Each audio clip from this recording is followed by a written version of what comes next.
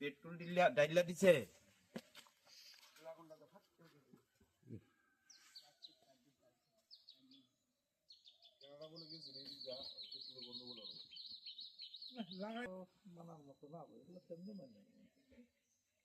গতকাল অর্থাৎ 8ই জানুয়ারি রাত্র আনুমানিক 10টায়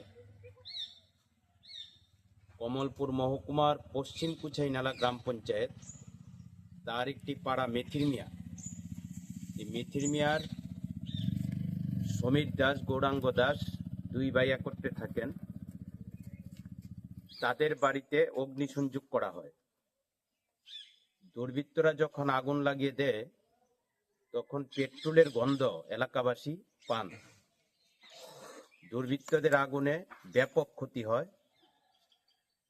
তাতে এই আগুনে গবাদি পশুও মৃত্যু হতো।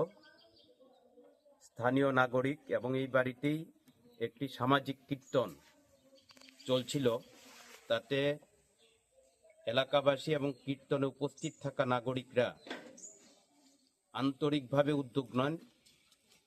তারা আগুন নিয়ন্ত্রণে আনার জন্য চেষ্টা করেন।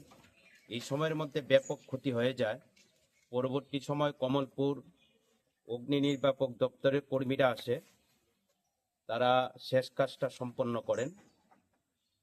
2018 সালে সরকার পরিবর্তনের পর এই পরিবারে ব্যাপকভাবেই একের পর এক আক্রমণ হয়।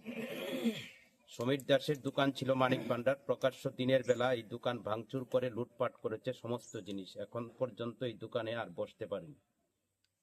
বাড়ির কয়েকবার পুকুরে বিষ দিয়ে সমস্ত মাছ শেষ করে দেওয়া হয়েছে। বারবার কৃষি ক্ষেতে আক্রমণ, যে হাড়ভাঙ্গা পরিশ্রম করে রক্তকে জল করে তিল তিল করে কৃষকরা ফসল উৎপন্ন করে বাজারজাত করে পরিবার চালাবে, এই সুযোগ পর্যন্ত পাচ্ছে না। বারবার উৎপাদনের জন্য যে কৃষি সবজি এটা কেটে ফেলে ধ্বংস করা হচ্ছে। গতকালকে ভয়ঙ্কর অগ্নিকাণ্ড।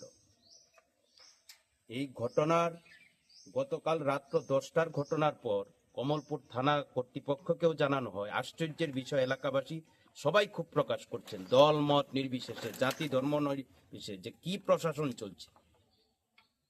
8ই জানুয়ারি রাত্র 10টায় আগুন লাগলো, ফায়ার সার্ভিস আসলো, থানা জানলো, কিন্তু এখন প্রায় সকাল 9টা বাজে, এখন পর্যন্ত আরক্ষা প্রশাসন অর্থাৎ পুলিশ প্রশাসনের দেখা নেই। এই হচ্ছে আজকের বর্তমান প্রশাসনের নির্লজ্জ অবস্থান। এলাকাবাসী এতে প্রচণ্ড ক্ষুব্ধ। এলাকাবাসীর ক্ষোভের কথাটাই আমি সকলের কাছে উপস্থিত করছি। যেভাবে চলতে পারে না। কারা এ ধরনের আগুন লাগিয়েছে? ত্রিপুরা সরকার না, যে কোনো সরকারেরই পুলিশ দপ্তর আছে, তার মধ্যে গোয়েন্দারা কাজ করেন, কেউ পোশাকে, কেউ পোশাক ছাড়া। এই যে তার দায়িত্ব হচ্ছে দুর্বৃত্তদের খুঁজে বের করা, তাদের শাস্তি দেওয়া, কিন্তু কোনো ঘটনার এখন শাস্তি নেই। তাই এলাকাবাসীর পক্ষ থেকেই তার তীব্র ক্ষোভ জানাচ্ছি, ধিক্কার জানাচ্ছি এবং সমস্ত শান্তিকামী প্রগতিশীল সমস্ত অংশের মানুষের কাছে আহ্বান করব যে জাতি ধর্ম বর্ণ নির্বিশেষে এই সমস্ত দুর্বৃত্তাপনার বিরুদ্ধে সবাই রুখে দাঁড়ান। ত্রিপুরায় আবার শান্তি ফিরিয়ে আনতে হবে।